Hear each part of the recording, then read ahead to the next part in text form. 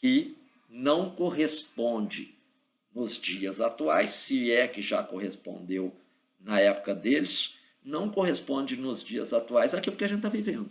Porque todos nós sabemos que o dinheiro, especialmente nessa crise que nós estamos vivendo de coronavírus, de Covid-19, todo mundo está percebendo, os donos de dinheiro querem ter o dinheiro à sua mão, querem ter o acesso imediato ao dinheiro, querem ter aquilo que o dinheiro tem de característica fundamental, que o torna desejável, que é liquidez.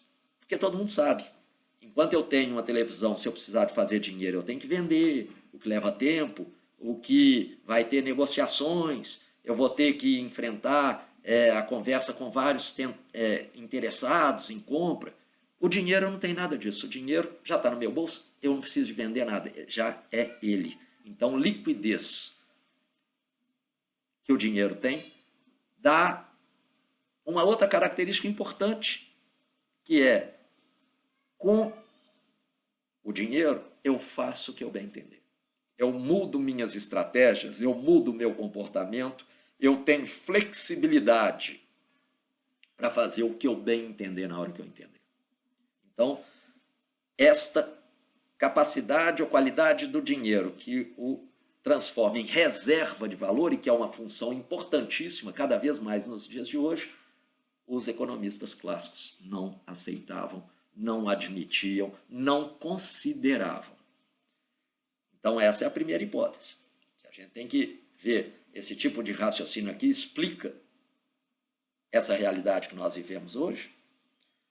Bom, mais uma vez, se o dinheiro não conta, se contam são as variáveis reais, fatores reais ou bens reais, então contam os preços relativos. Além disso, toda a estrutura econômica de mercado para os economistas clássicos era baseada no que a gente chama de concorrência pura e que hoje a gente chama também de concorrência perfeita, ou seja, haveria concorrência em todos os mercados, tanto de produtos quanto de fatores de produção. Então, primeira coisa, variáveis reais.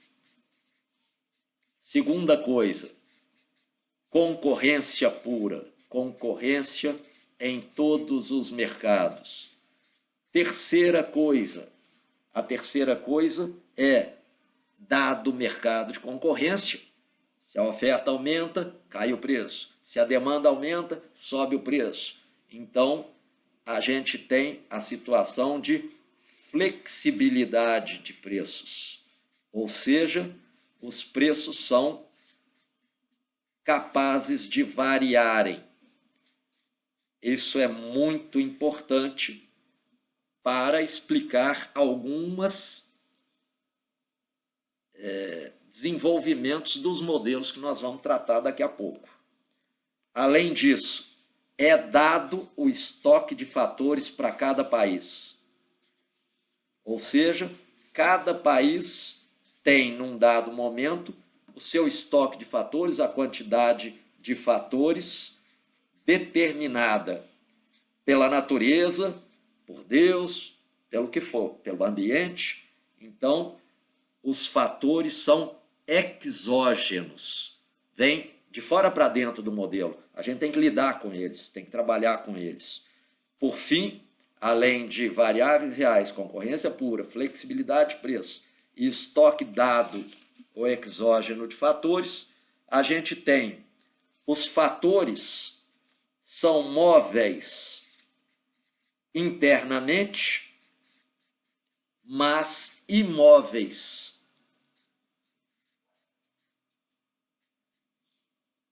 entre países. O que significa isso? Eu posso sair daqui, onde eu produzo sapato, e passar a produzir camisa. Para mim não tem problema. Eu posso sair daqui e ir para outra parte da cidade para produzir outro tipo de produto. Mas eu não posso sair daqui para ir para a Argentina ou para ir para os Estados Unidos. Então, eu estou aqui anotando para que possa ficar gravado para vocês algumas dessas hipóteses ou pressupostos com os quais o modelo da teoria pura lida. Variáveis reais, concorrência pura, flexibilidade de preços, estoque dado de fatores ou exógeno e mobilidade de fatores interna ao país e imobilidade internacional. Imobilidade entre países. Ainda tem mais. Quais são outras hipóteses? A transparência de mercado. A transparência de mercado é uma hipótese importante também. Tanto que eu vou perder um tempinho aqui para escrever essa outra hipótese. Transparência de mercado, que significa também a questão de livre informação. O que isso tem de importante? A livre informação me diz o seguinte: todos os produtores de sapato dentro de um país têm a mesma informação e sabem, portanto, qual é o melhor modo de produzir sapato. Todos os produtores de sapato dentro de um país usam a mesma técnica de produção, adotam a mesma tecnologia. A função de produção deles é a mesma. Outras das hipóteses que estão faltando para falar dizem respeito à não existência de obstáculos ou barreiras impeditivas ao comércio. O comércio é livre, não tem nada que atrapalhe, nem custos de transporte. Então, aquela questão assim, eu vender daqui para a Argentina é fácil, porque está meu vizinho, custo é pouco importante. Mas eu vender daqui para o Japão é complicado, porque o custo onera muito a venda. Esse tipo de questão não existe. O custo de transporte é considerado zero e, além disso, não existe nenhuma barreira. Eu posso vender para o Japão, o governo japonês não tributa meu produto, o governo americano não tem mais nenhuma tarifa para cobrar sobre nossos produtos, nem sobre os produtos chineses. Então, o mundo todo está aí negociando. Outra questão: os preços internacionais são dados. Quando a gente fala assim, olha, no comércio internacional, um sapato está valendo um feijão. Mas naquela primeira transparência, naquela primeira cartaz que eu mostrei aqui, estava lá que o sapato era igual a 3 quilos de feijão dentro do meu país. Mas internacionalmente eu só consigo trocar um sapato por um feijão. E todos os países internacionalmente acabam trabalhando com esse preço. 1 para 1. Por quê? Porque todos os países são considerados países pequenos, com produção insignificante, pequena, lá da concorrência perfeita. Todo mundo que produz um produto, é pequenininho, não tem força para impor a sua ordem, a sua vontade, seu preço ao mercado. Então todo mundo é tomador de preço. Todo mundo adota o mesmo preço. Aquele internacional. É óbvio que se o preço internacional é o que vai vigorar para todo mundo, vai acabar se impondo para dentro de cada país. Então, daqui a algum tempo, lá dentro do meu país, o sapato vai estar custando exatamente um de feijão.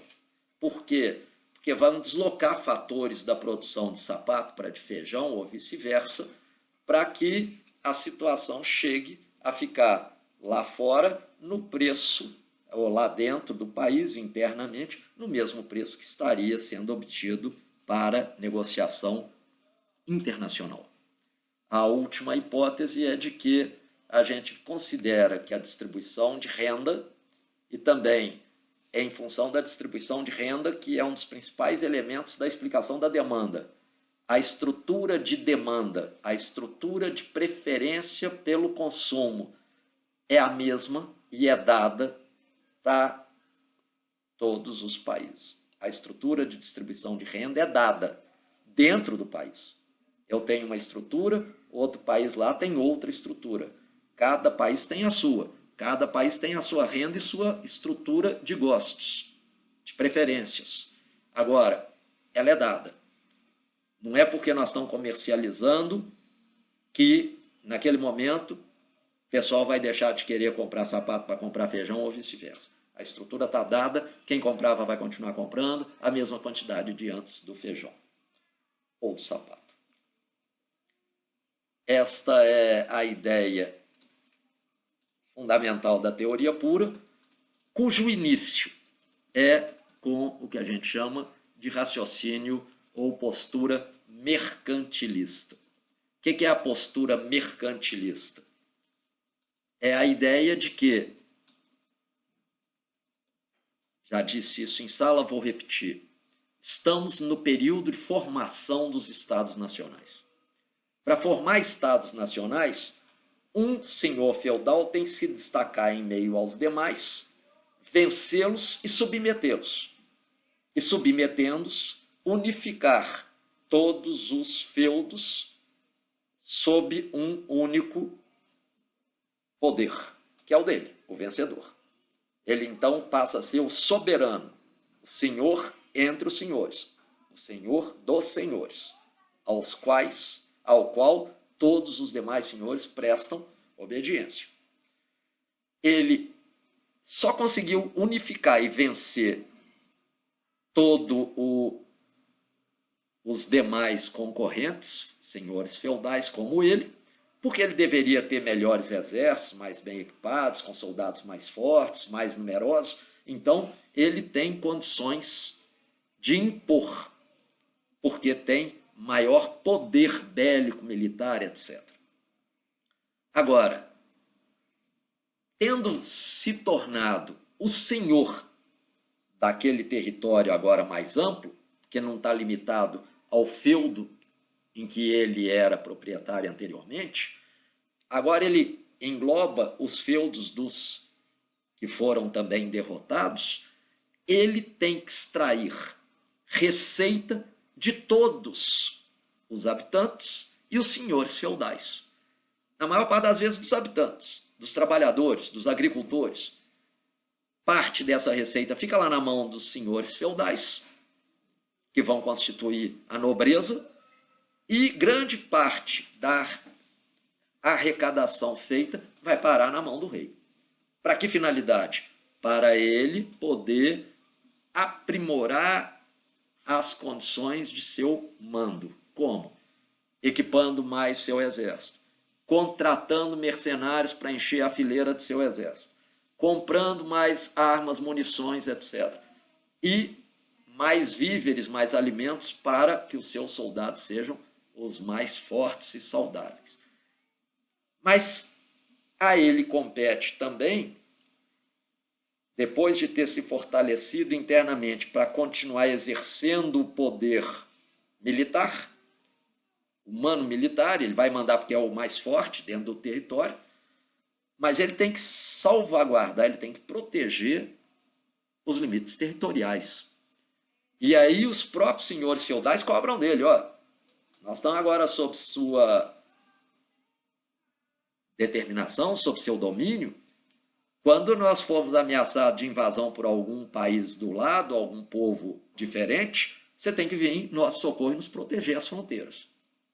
Então, para proteger também as fronteiras, precisava de dinheiro para ter condições maiores e melhores de manutenção de exército.